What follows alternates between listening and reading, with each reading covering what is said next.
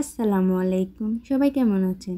শীতের দুপুর, ধোঁয়া ওঠা ভাত আর মশলাদার গলদা চিংড়ির ঝোল, পাশেই কাঁচামরিচ, লেবুর টুকরো আর হাত মাখানো ভাতের স্বাদ।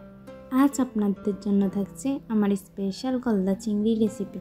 প্রথমে গলদা চিংড়ি পরিষ্কার করে ভালোভাবে ধুয়ে নিলাম। একটি কড়াইতে পরিমাণ মতো তেল দিয়ে পেঁয়াজ বাটা এবং টমেটো বাটা দিয়ে ভালো করে বেজে নিলাম। তারপর মরিচ গুঁড়া, হলুদ গুঁড়া, জিরা গুঁড়া দিয়ে মশলা কষিয়ে নিলাম। এরপর স্বাদ মতো লবণ দিয়ে সামান্য একটু পানি দিয়ে দিলাম যাতে মশলাটা পুড়ে না যায়। তারপর আদা রসুনের পেস্ট দিয়ে মশলাটা ভালোভাবে কষিয়ে গলদা চিংড়ি দিয়ে ভালোভাবে মিশিয়ে নিলাম। চিংড়ি একটু ভাজা হয়ে গেলে কিছুটা পানি দিয়ে দিলাম যাতে ঝোল তৈরি হয়। এরপর ঢাকনা দিয়ে 10 থেকে 15 মিনিট রান্না করে নিলাম। রান্না হয়ে এলে দিয়ে দিলাম 3টা কাঁচামরিচ।